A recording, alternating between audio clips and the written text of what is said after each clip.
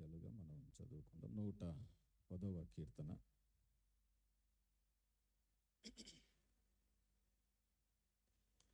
ప్రభువు నా ప్రభువుతో సెలవిచ్చిన వాక్కు, నేను నీ శత్రువులను నీ పాదముల చేయి వరకు నా కుడి పార్శ్వమున కూర్చుండుము.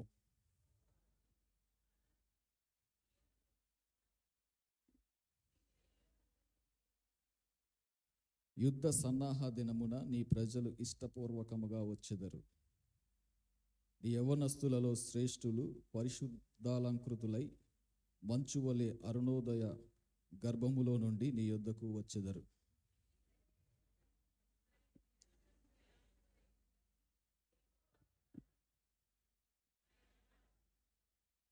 ప్రభువు నీ కుడి పార్శ్వమందు రాజులను నలుగగొట్టును.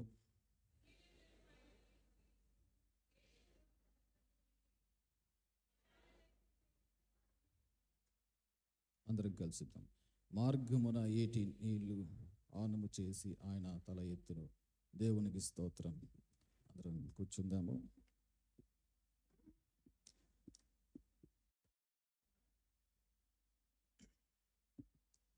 చదవబడినటువంటి కీర్తన భాగము 110వ కీర్తన. దావీదు రాసిన కీర్తన భాగముగా మనము అక్కడ చూస్తాం. పైన రాసి ఉంది చూడండి, దావీదు కీర్తన. దావీదు రాసిన కీర్తనలలో ఈ 110వ కీర్తన ఒకటి. ఈ కీర్తనకు మరి యొక్క పేరు కూడా ఉంది. అదేంటంటే మెస్సియా కీర్తన అని కూడా అంటారు. మెస్సియా కీర్తన అంటే యేసుక్రీస్తు ప్రభు వారి గురించి ప్రవచనాత్మకంగా చెప్పబడినటువంటి కీర్తనలలో ఇది కూడా ఒకటి. ఈ కీర్తనలో 7 చరణాలను లేదా వచనాలను మనం చూస్తాము. ఈ అతి తక్కువ వచనాల్లోనే యేసుక్రీస్తు ప్రభువారు జరిగించిన లేదా ఆనాటి కాలం బట్టి జరిగించబోయే 2 ముఖ్యమైన పనులను లేదా 2 ముఖ్యమైన విషయాలను ఈ కీర్తన భాగము మనకు తెలియజేస్తుంది. అదేంటంటే యేసుక్రీస్తు ప్రభువారు ఆయన ఈ లోకానికి రాజుగా ఉన్నారు, రాజులకు రాజుగా ఉన్నారు అనే విషయాన్ని ఈ కీర్తన భాగం తెలియజేస్తుంది. అదే సమయంలో ఈ కీర్తనలో ఈ వచనాలు మనం చదువుతున్నప్పుడు యేసుక్రీస్తు ప్రభువారు ప్రధాన యాజకునిగా కూడా మనకు కనిపిస్తారు. అంటే యేసుక్రీస్తు ప్రభువారు రాజులకు రాజు, అలాగే ప్రధాన యాజకుడు. ఈ 2 విషయాలు మనకు ఈ కీర్తనలో కనిపిస్తాయి. చూడండి, ప్రభువు నా ప్రభువుతో సెలవిచ్చిన వాక్కు, నేను నీ శత్రువులను నీ పాదములకు పీఠముగా చేయి వరకు నా కుడి పార్శ్వమున కూర్చుండుము. యేసుక్రీస్తు ప్రభువారు కూడా ఇదే మాటను కోట్ చేస్తారు. యేసుక్రీస్తు ప్రభువారి రాకను గూర్చి ప్రవచనాత్మకంగా ఆనాడు పలికినటువంటి మాటలు లేదా పరిశుద్ధాత్మ దేవుడు దావీదు ద్వారా యేసుక్రీస్తు ప్రభువారిని గురించి ప్రవచనాత్మకంగా పలికించినటువంటి మాటలు ఇవి. ఈ వచన భాగాల్లోనండి మనం బాగా గమనిస్తే 2వ చరణం చూడండి ఒకసారి. యెహోవా నీ పరిపాలనా దండము సియోనులో నుండి సాగజేయుచున్నాడు. ఆ తర్వాత నీ శత్రువుల మధ్యను నీవు పరిపాలన చేయుము. యుద్ధ సన్నాహ దినమున నీ ప్రజలు ఇష్టపూర్వకముగా వచ్చెదరు.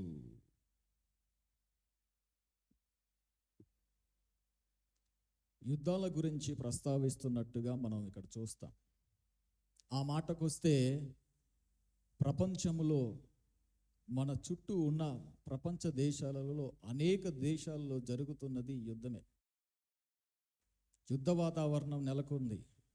దైవజనుల మాటల్లో మనం గత వారంలో విన్నాం. ఏం జరగబోతుందో తెలియడం లేదన్నట్లుగా ఉంది పరిస్థితి. ఎక్కడో ఒక చోట యుద్ధం జరుగుతుంది, కానీ ప్రభావం అంతా కూడా మన మీదే పడుతుంది. పరోక్షంగా మనం యుద్ధంలో లేం.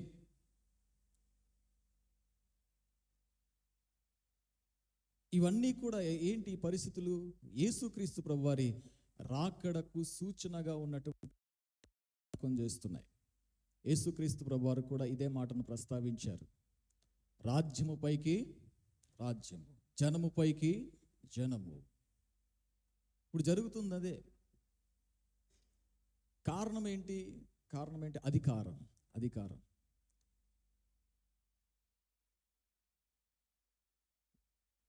యుద్ధము చేసే ఏ రాజ్యమైనా వారి అధికారం కోసమే పోరాడుతూ ఉన్నాయి. కానీ దేవుని వాక్యం మనకు జ్ఞాపకం చేసేది ఏంటో తెలుసండి? సర్వాధికారము ప్రభువుది. దేవునికి స్తోత్రం చెప్దాం. హల్లెలూయా, హల్లెలూయా. సర్వాధికారం ఎవరిది? రాజుల రాజైన యేసుక్రీస్తు ప్రభువుది. ఆయన ఈ లోకానికి రాజు. ఆయన పరిపాలించబోతున్నాడు. రాకడను గూర్చిన విషయాలు ఇందులో ప్రస్తావించడం జరిగింది. అలాగే యేసుక్రీస్తు ప్రభువారు మహారాజుగా ఆయన రానున్న రోజును గురించి కూడా ఇక్కడ ప్రస్తావించడం జరిగింది. అంతేకాకుండా యేసుక్రీస్తు ప్రభువారు దేవుని కుడి పార్శ్వాన కూర్చున్నట్టుగా కూడా మనము ఈ వచనాలలో గమనిస్తాం. యేసుక్రీస్తు ప్రభువారిని గురించి చెప్పబడుతున్న మాటలు మనం జ్ఞాపకం చేసుకుంటున్నాం. చూడండి, ఇప్పుడు ఆయన ఏంటి? రాజుగా కనిపించారు. ఇక్కడ వరకు 4వ చరణం నుంచి చూడండి ఒకసారి. మెల్కీసేదెకు క్రమము చొప్పున నీవు నిరంతరము యాజకుడవై ఉందువని యెహోవా ప్రమాణము చేసి ఉన్నాడు. ఆయన మాట తప్పనివాడు. ప్రభువు నీ కుడి పార్శ్వమందుండి తన కోప దినమున రాజులను నలుగగొట్టును. యేసుక్రీస్తు ప్రభువారిని జ్ఞాపకం చేస్తూ ప్రవచనాత్మకంగా చెప్పబడిన మాటలో మనం చూసే విషయం ఏంటంటే, ఆయన ఎవరంట? యేసుక్రీస్తు ప్రభువారు ఎవరంట? ప్రధాన యాజకుడు. ప్రధాన యాజకుడు ప్రజలందరి పక్షముగా సర్వలోక మానవ పాప పరిహారము జరిగించినటువంటి ప్రధాన యాజకుడు యేసుక్రీస్తు ప్రభువారు. దేవునికి స్తోత్రం చేద్దాం. హల్లెలూయా, హల్లెలూయా, హల్లెలూయా. ఎవరి వల్ల కాదు ఈ విమోచనం. ఆయనే రావాలి. ఆయనే తన స్వరక్తం ఇచ్చి, తన రక్తం చిందించి, సిలువలో మరణించి చేసినటువంటి గొప్ప కార్యం. ఆయన చేసిన కార్యం ఏంటో తెలుసండి? విమోచన కార్యం. దేవునికి స్తోత్రం చెప్దాం. హల్లెలూయా, హల్లెలూయా. యేసుక్రీస్తు ప్రభువారు ఆయన మనకు రాజు. అలాగే ఆయన మనకెవరు? ఇప్పుడు ప్రధాన యాజకుడు. ఇప్పుడు అర్థం చేసుకోవాల్సిన విషయం ఏంటంటే, మనల్ని సృష్టించిన దేవుడు లేదా మనల్ని కలిగించిన దేవుడు, తన రూపంలో తన పోలికలో మనల్ని చేసిన దేవుడు, మనల్ని పాపము నుండి రక్షించడానికి ఆయనే ప్రధాన యాజకుడయ్యాడు.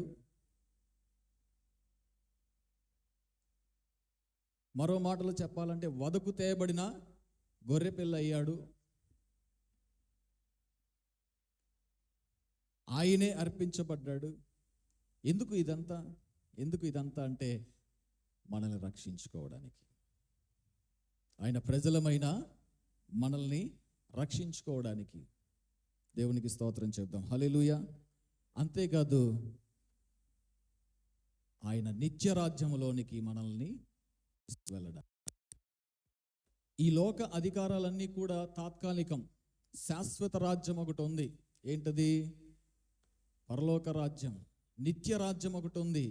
ఆయన ఈ లోకానికి రాజు మాత్రమే కాదు, నిత్య రాజ్యానికి కూడా, నిత్యత్వానికి కూడా ఆయన రాజు. దేవునికి స్తోత్రం చెప్దాం. హల్లెలూయా, హల్లెలూయా.